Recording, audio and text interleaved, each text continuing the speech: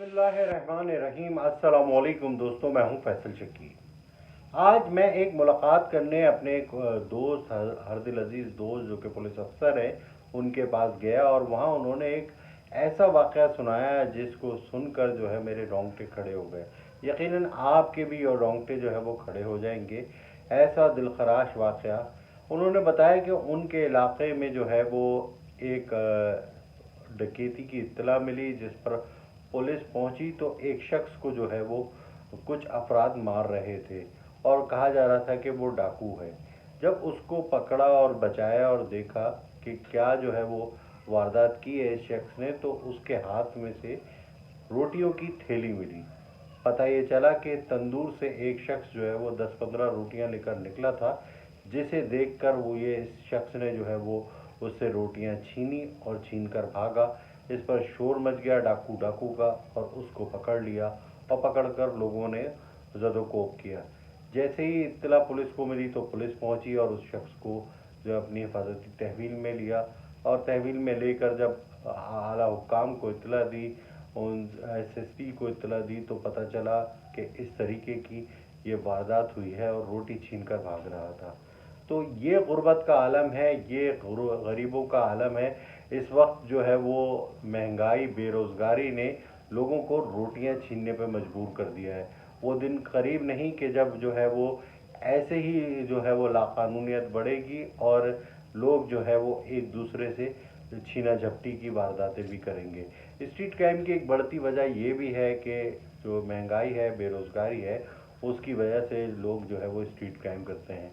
ताहम उस नौजवान को जिसने ये वारदात की रोटियां छीनी, उसे पुलिस अफसर ने जो है वो माफ़ किया और कहा, और उसके घर पे राशन भी डलवा दिया, और ये कहा कि अब कोई मसला हो तो आइंदा कोई ऐसी बात हो तो आप मुझसे रब्ता कीजिएगा, मैं आपके घर पे राशन डलवा दूंगा।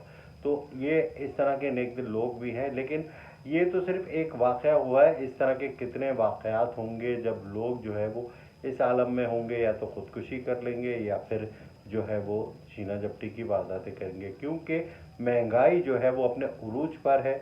और आज भी तकरीबन 8 रुपए से ज़ायद डॉलर में इजाफा हुआ है, और अब डॉलर 225 रुपए का हो गया, यानी 3 महीनों में 42 रुपए जो है वो डॉलर पर बढ़ गया है। यकीनन डॉलर पर जब चीज़ें बढ़ती हैं तो उसका असर जो है वो हर चीज़ पे आता है। बिजली भी महंगी होगी, गैस भी महंगी होगी, ट्रांसपोर्ट भी महंगी होगी, इसके अलावा खुर्दनोश अशियाएँ हैं ये भी महंगी होगी, और तमाम महंगाई का एक तूफ़ान जो है वो आएगा।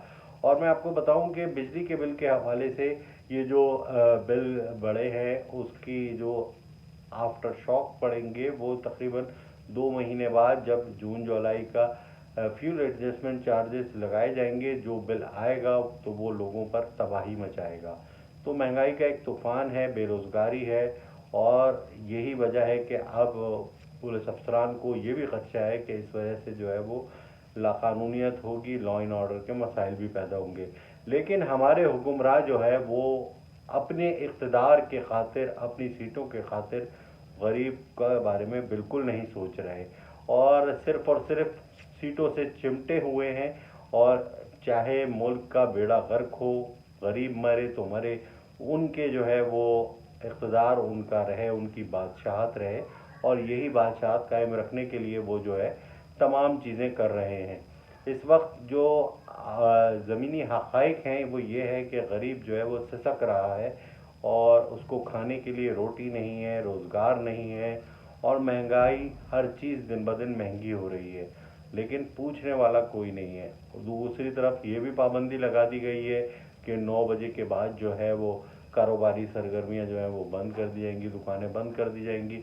रही सही कराची की जो रौनकें थीं वो यानी ख़त्म कर दी जाएंगी। अब जो कारोबारी तबका है वो भी इससे परेशान है, क्योंकि कराची में कारोबार जो है वो 12 बजे के बाद ही खुलता है, और इस सिलसिले में जब ये 9 बजे बंद कर देंगे तो किस तरह से इनका काम चलेगा।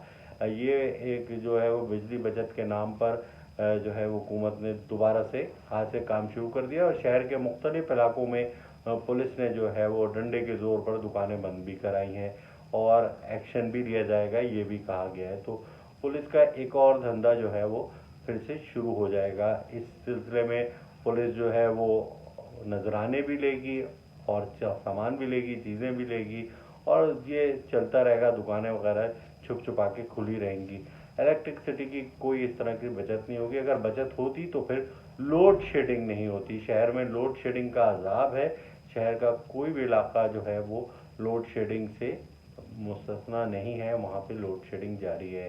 दूसरी जानिब जो 2 रोज़ कबल बरसाती नाले में बफर जोन के नौजवान अपनी अहलिया और 2 बच्चों के साथ गिरा था, 2 माह के बच्चे की ताहाल जो है वो लाश नहीं मिल सकी है। उस घर पर क़यामत टूटी और वज़ीर बल्दियात नासिर हुसैन शाह, उन्होंने जो है एक दावा किया कि पीपल्स पार्टी के कारकुनों ने जो है वो 2 लोगों को डूबने से बचा लिया, एक बाप बेटे को बचा लिया।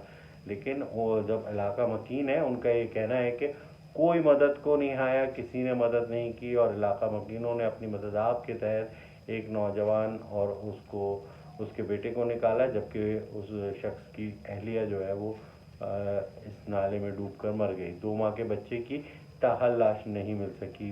सिर्फ ये कि वहाँ पर सरिया नहीं लगा हुआ था, पता नहीं चल सका, अंधेरा था, नाला जो है वो मिल गया था और बाइक सवार समझ रहा था कि सड़क है, और वो जो है वो उसमें डूब गया।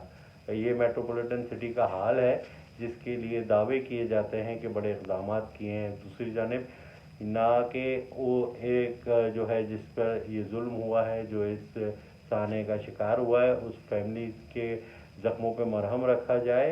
इंक्वायरी एक शुरू कर दी गई है, और ये इंक्वायरी तो वही होती है कि इंक्वायरी पे इंक्वायरी होती है, और फिर वो इंक्वायरी जो है वो फाइलों में दब जाती है, और किसी को जो है वो आज तक इन इंक्वायरी से इंसाफ नहीं मिला, और ना ही इनके नताइज आवाम के सामने आए हैं। लेकिन अफसोसनाक वाक़या पेश आया है, अभी तक जो है उस 2 माह के बच्चे की लाश नहीं मिल सकी है। तीसरी बड़ी खबर मैं आपको ये बताऊं कि इलेक्शन के हवाले से आला सतह इजलास हुए हैं, और आईजी सिंध ने तमाम डीआईजीज, एडिशनल आईजीज और जो एसएसपीज हैं उनको अपने पास तलब किया, और 24 जुलाई को होने वाले बल्दियाती इलेक्शन के हवाले से सिक्योरिटी के सख्त इंतजाम करने के लिए जो है कहा गया है।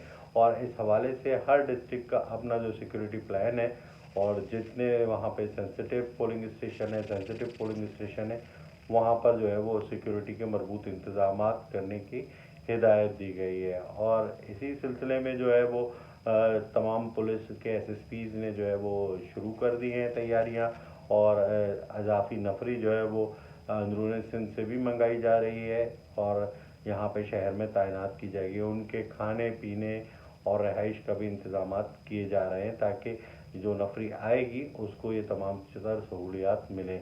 तो ये थी अहम खबरें आज की। मज़ीद जो भी होंगी वो आपसे शेयर करता रहूँगा। अब इजाज़त दीजिए, अपने कमेंट ज़रूर दीजिएगा। अस्सलाम वालेकुम।